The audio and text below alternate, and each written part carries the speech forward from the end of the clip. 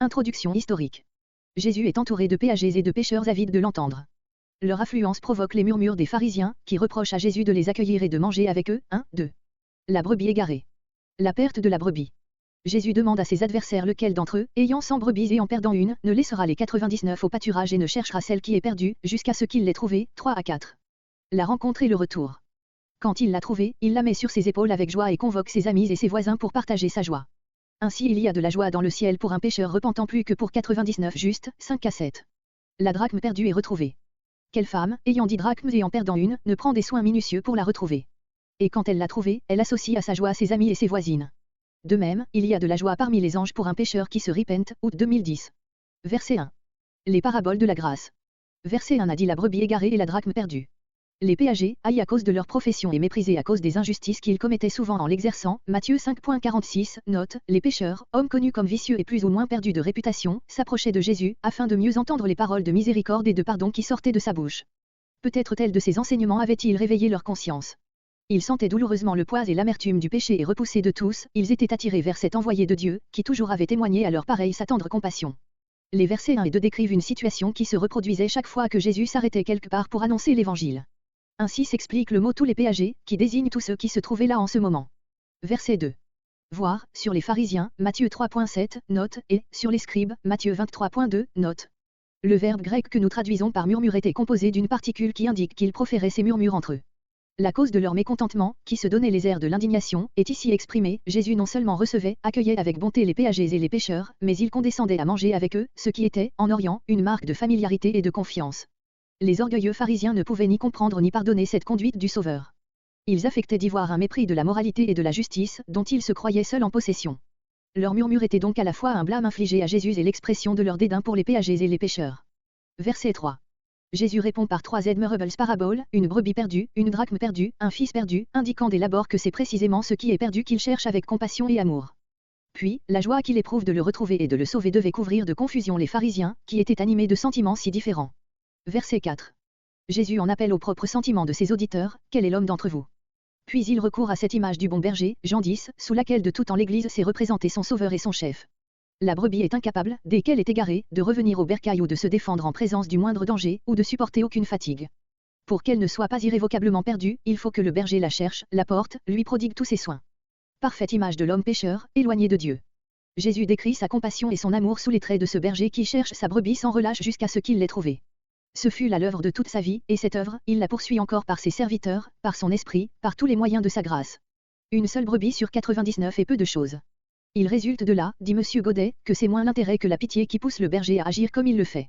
Les 99 qu'il laisse au désert, c'est-à-dire dans les lieux non cultivés, les steppes, où l'on faisait paître les brebis, représentent les Israélites restés extérieurement fidèles à l'alliance divine et qui éprouvaient beaucoup moins que les péagers et les pécheurs le besoin d'un sauveur. Verset 7. Verset 6. Impossible d'exprimer d'une manière plus touchante les soins du berger pour sa brebis et sa joie de l'avoir retrouvée, comparez Ézéchiel 34.12-16. Dans le verset suivant, Jésus nous dit ce qu'il faut entendre par les amis et les voisins. Verset 7. Qui est-ce qui éprouve cette joie dans le ciel? Dieu, le Sauveur, les anges de Dieu, verset 10, qui prennent part au salut d'une âme perdue. Quel amour se révèle dans ce trait de la parabole? Mais existe-t-il sur la terre des justes qui n'ont pas besoin de repentance? Voir sur ce dernier mot, Matthieu 3.2, note. Jésus l'enseignerait-il ici? Nullement. Il parle au point de vue de cette légalité dont se prévalaient ses auditeurs pharisiens. Il emploie les termes de pécheur, juste, repentance dans le sens extérieur où il les entendait, eux qui s'imaginaient qu'il suffisait de faire partie du peuple de l'Alliance et d'observer les ordonnances lévitiques pour être assurés du salut. Jésus veut leur faire comprendre que Dieu préfère les sentiments d'humiliation et d'amour, qu'éprouve le pécheur repentant, à la propre justice de ceux qui ne se sont jamais écartés du droit chemin. Cette pensée ressort plus clairement de la parabole de l'enfant prodigue et de l'attitude prise par le fils aîné, verset 25. Jésus ne dit pas cependant que la justice des Israélites fidèles à la loi n'est rien aux yeux de Dieu et n'éveille dans le ciel ni joie ni amour. Mais comment n'y aurait-il pas eu plus de joie pour ces pauvres péagers qui venaient se jeter dans les bras du Sauveur et recevoir dans leur cœur, déjà renouvelé par la repentance, les paroles de miséricorde et de pardon qu'il leur adressait. Dès ce moment, ils lui appartenaient tout entier et lui faisaient le sacrifice de leur vie, par une reconnaissance et un amour qui sont l'âme de toute vraie piété. Matthieu 18.12-14, voir les notes, nous a aussi conservé cette parabole, mais en lui donnant une place et une signification différente de celle qu'elle a chez Luc. Elle sert à peindre l'amour et les soins du Sauveur pour un de ses petits, qu'il défend de mépriser et qu'il représente ensuite sous l'image de cette brebis perdue, qu'il va chercher et sauver. Cette application de la parabole ne manque pas de vérité, mais il faut reconnaître que c'est dans Luc qu'elle a sa vraie place et son sens le plus profond. Au reste, il est probable que cette image revint plus d'une fois dans les enseignements du Sauveur. Verset 9. La drachme était une monnaie grecque que, valant, comme le denier romain, un peu moins d'un franc, prix de la journée d'un ouvrier, Matthieu 20.2. La répétition du mot, dit drachme, une seule drachme, omise par nos versions et plus encore la description des soins minutieux que prend cette pauvre femme pour retrouver sa drachme perdue, sont destinés à montrer combien elle lui était précieuse. Péniblement gagnée, cette pièce d'argent était nécessaire à sa subsistance. Ainsi, cette parabole très semblable à la précédente, nous révèle l'amour de Dieu sous un aspect différent. Là, c'est sa compassion pour un être malheureux et en danger de périr, ici, c'est le prix que conserve à ses yeux, tout perdu qu'il est, un homme créé à son image, destiné à lui appartenir pour toujours. Dieu fera tout plutôt que de consentir à le perdre. C'est bien l'un des caractères de l'amour, qui est peint sous l'image de la joie de cette femme. Verset 10. Ces termes, devant les anges de Dieu, correspondent à dans le ciel, verset 7, et expriment plus clairement qui éprouve cette joie. Ils peuvent indiquer, soit la joie que les anges eux-mêmes éprouvent du salut d'une âme, soit la joie de Dieu, qui se manifeste devant eux, en leur présence. Le premier sens est probablement dans la pensée de Jésus. Verset 11. Le fils cadet. Le départ. Un homme avait 2 fils. Le plus jeune demande sa part d'héritage et s'en va dans un pays éloigné, où il dépense, en vivant dans la débauche, tout ce qu'il a, novembre 2013. La détresse. Une famine survient, il manque de tout. Il s'attache à un étranger, qui l'emploie à garder les pourceaux et ne lui donne pas même des gousses, dont ceux-ci se nourrissaient, 14 à 16. Regrets et résolutions. Il rentre en lui-même, compare sa position à celle des mercenaires de son père et se décide à aller vers son père et à lui confesser sa culpabilité et son indignité, 17 à 19. Le retour. Il se lève et retourne vers son père. Celui-ci le voit venir de loin, court à sa rencontre, se jette à son cou et l'embrasse. Le fils confesse son péché, 20-21. La réhabilitation. Le père ordonne à ses serviteurs d'apporter ce qu'il faut pour revêtir son fils et de préparer un festin en l'honneur de ce fils qu'il a recouvré. Il commence à se réjouir, 22 à 24. Le fils est né. Son entretien avec le serviteur. Revenant des champs, il entend le bruit de la fête et demande des explications à un serviteur.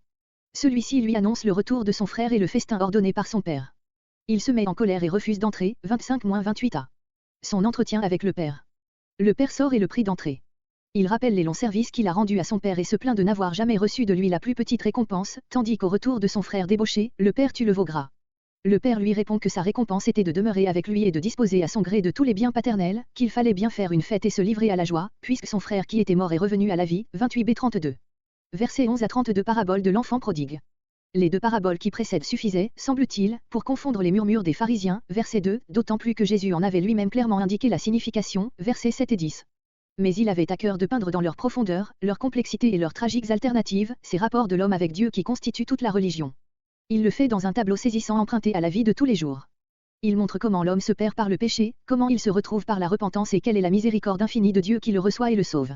Il met enfin l'homme de la légalité dans une opposition frappante avec le pécheur repentant. De là cette 3e parabole, également parfaite par la finesse de l'observation psychologique, par la vérité pittoresque de l'exposé des divers états de l'âme et de ses impressions et par une vue profonde et touchante de l'amour divin, c'est la perle parmi les enseignements de Jésus et, entre les paraboles, la plus belle et la plus saisissante. Meyer. Jésus peint ainsi au vif les 2 portions de son auditoire, les péagés et les pécheurs repentants qui viennent à lui et les pharisiens qui en murmurent, versets 1 et 2. Ces 2 fils, la description de leur vie et de leur caractère, sont le sujet des 2 parties de la parabole. Plusieurs pères de l'Église ont voulu voir dans l'aîné le peuple juif et dans le plus jeune les païens. Les théologiens de l'école de Tübingen se sont empressés de saisir cette interprétation, pour en appuyer leurs idées sur l'époque tardive de la rédaction des évangiles et sur les tendances qu'ils attribuent spécialement à celui de Luc. C'est là méconnaître absolument la situation. Jésus n'avait d'autre but que de répondre aux besoins divers de son auditoire. Verset 12. Le plus jeune est dans l'âge des passions, particulièrement exposé aux séductions du monde.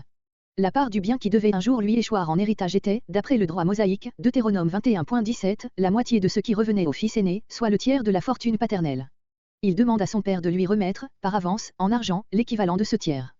Le verset suivant va dire quelle était son intention.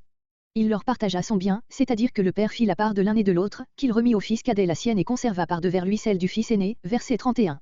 Le père n'avait aucune obligation à faire ce partage, il aurait pu s'y refuser et contraindre ainsi son fils de rester auprès de lui. Il ne le fait pas, car cette contrainte n'aurait en rien changé les sentiments de ce fils. Dieu de même respecte la liberté de l'homme et lui laisse toute sa responsabilité, car il sait que la confiance et l'amour doivent être libres.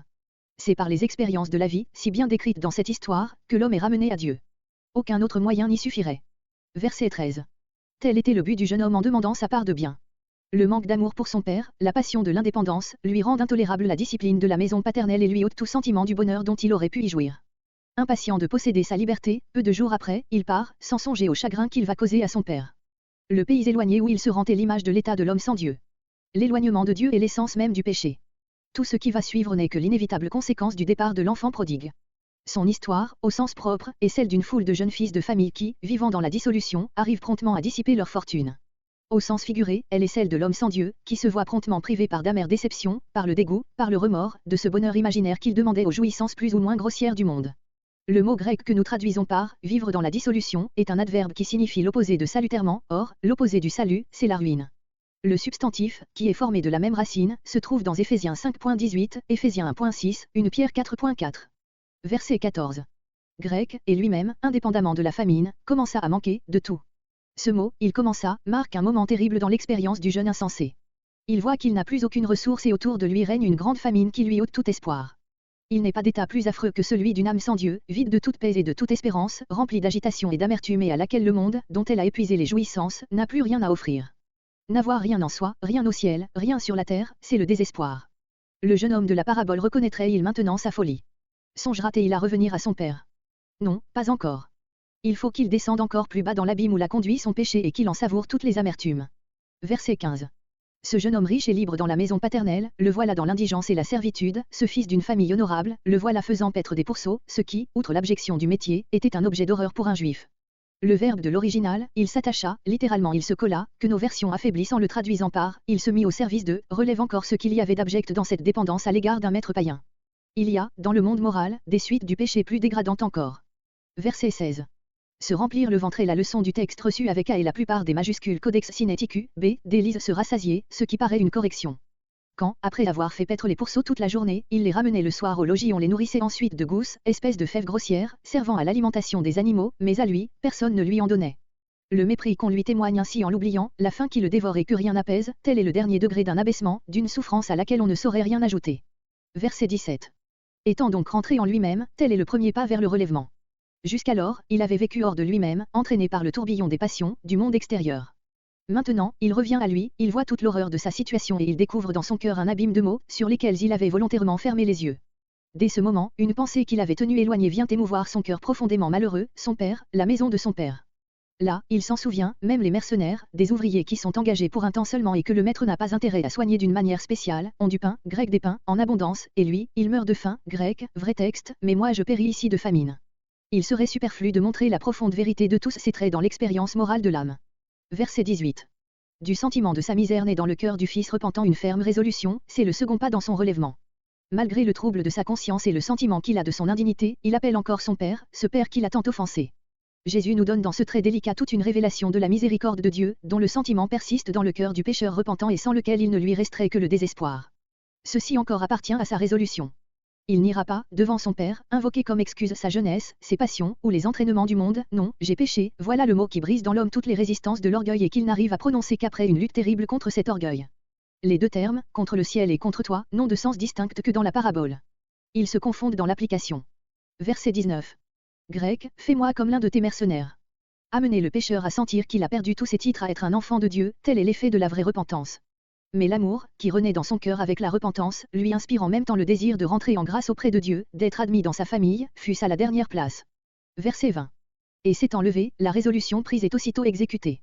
Quand on dit que l'enfer est pavé de bonnes résolutions, cela n'est vrai que de celles qui ont été prises sans un sentiment profond du péché. Quel tableau émouvant! Quelle révélation de l'amour de Dieu!